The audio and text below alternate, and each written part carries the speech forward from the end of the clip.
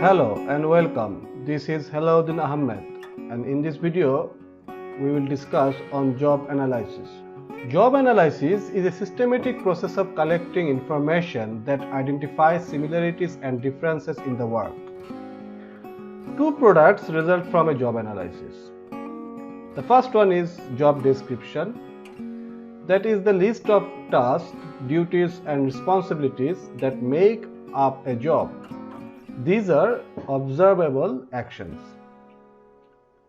Another one is job specification. A job specification is the list of knowledge, skills, abilities and other characteristics that are necessary for an individual to have to perform the job.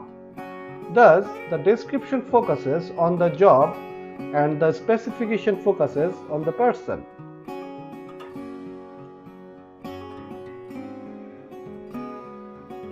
Potential uses for job analysis have been suggested for every major human resource function. Often, the type of job analysis data needed varies of functions. For example, identifying the skills and experience required to perform the work clarifies hiring and promotion standards and identifies training needed. In performance evaluation, both employees and supervisors look to the required behaviors and results expected in a job to help assess performance. In compensation, job analysis has two critical uses. The first one is it establishes similarities and differences in the work contents of the jobs, and the second was it helps establish an internally fair and aligned job structure. If job have equal content, then in all likelihood the pay established for them will be equal. If on the other hand the job content differs, then the differences along with the market rates paid by competitors are part of the rationale of paying job differently. Generally, a good job analysis collects sufficient information to adequately identify, define and describe a job. The information is categorized as related to the job and related to the employee. And this information is classified into two major categories. Number one is job data identification. Job title, departments, the number of people who hold the job, and whether it is exempt from the Fair Labor Standards Act are all examples of information that identifies a job. And the second one is job data content based. This is the heart of the job analysis. Job content data involve the elemental tasks or units of work with emphasis on the purpose of each task. And the third one is employee data. And this employee data can give employers a provision to look at the kind of behaviors that will result in the outcomes. To collect this information, two methods commonly used. The first one is conventional methods and the second one is quantitative methods. The most common way to collect job information is to ask the people who are doing a job to fill out a questionnaire. That is actually conventional methods. Sometimes an analyst will interview the job holders and their supervisors to be sure they understand the questions and that the information is correct. Or the analyst may observe the person at work and take notes on what is being done. In quantitative method, employees are directed to a website where they complete a questionnaire online. A questionnaire typically asks job holders to assess each item in terms of whether or not that particular item is part of their job. If it is, they are asked to rate how important it is and the amount of job time spent on it. The responses can be machine scored, similar to the process for a multiple choice test. and the result can be used to develop a profile of the job. Let's talk about the procedures of a conventional job analysis. There are some steps in the procedures of conventional job analysis. The first step is develop preliminary job information. And when we go through these steps, there are some things to remember. First thing is review existing documents in order to develop the initial big picture familiarity with the job and its main mission, its main duties or function, workflow pattern, etc. And another thing we should remember, prepare a preliminary list of duties that will serve as a framework for conducting the interviews, and make a note of major items that are under or ambiguous or that need to be clarified during the data gathering process. The next step is conduct initial tour of worksite. In this case, the initial tour is designed to familiarize the job analyst with the work, layout and the tools of equipment that are used, the general conditions of the workplace, and the machine associated with the end to the performance of major duties. The initial tour is particularly helpful in those jobs where a first-hand view of a complicated or unfamiliar piece of equipment saves interviewee the thousands words required to describe the unfamiliar or technical.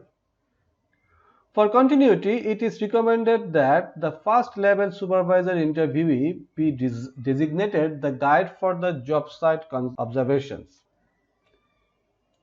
In the third step, it is necessary to go through the conduct interviews. It is recommended that the first interview be conducted with the first level supervisor, who is considered to be in a better position than the job holders to provide an interview of the job and how the major duties fit together. For scheduling purpose, it is recommended that no more than 2 interviews be conducted per day, each interview lasting no more than 3 hours, and it is necessary to include another sub-steps in these conduct interviews, that is notes on selection of interviewees. The interviews are considered subject matter experts by virtue of the fact that they perform the job or are responsible for getting the job done.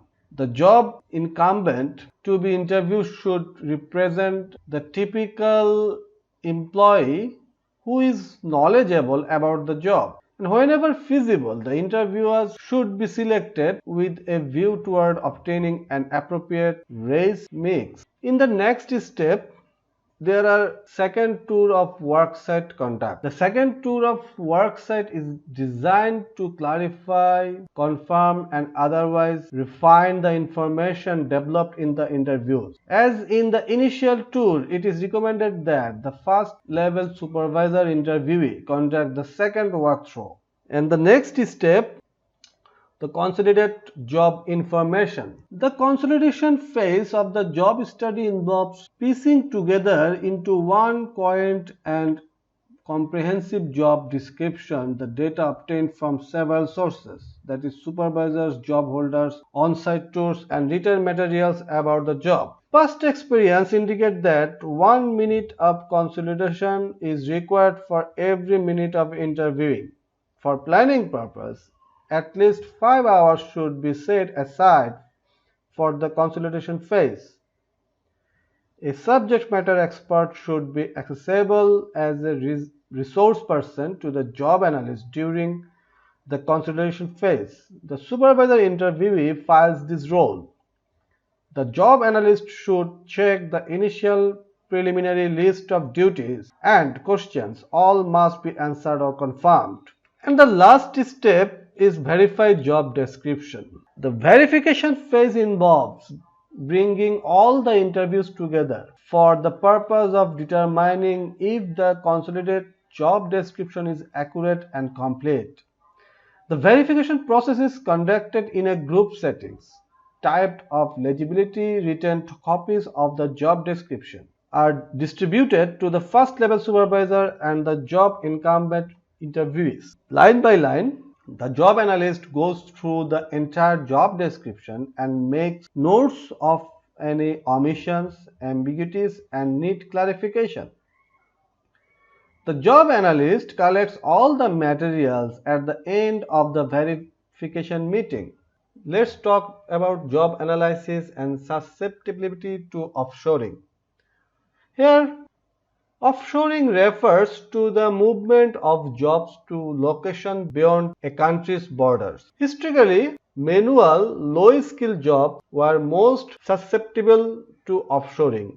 There are substantial differences in hourly compensation cost across countries for manufacturing workers. This has played an important role in companies' decisions about where to locate production operations. Similar differences in cost in other low-skill occupations have had similar ramifications. Of course, as we also noted, labor cost is only part of the story. There are productivity differences across countries as well, meaning that lower labor cost may in some cases be offset by lower productivity. Availability of workers with needed education and skills is another potential constraint. Proximity to customers is yet another issue. Sometimes that argues for moving offshore, sometimes it doesn't. Interestingly, high susceptible jobs include not only those that require little education and training, such as data entry carers and telemarketers, but also computers programmers and text preparers. Turning to jobs with low susceptibility to outsourcing, we see various managerial positions and also positions where local knowledge is required or where being on the ground is necessary. And that's all for now. Thank you.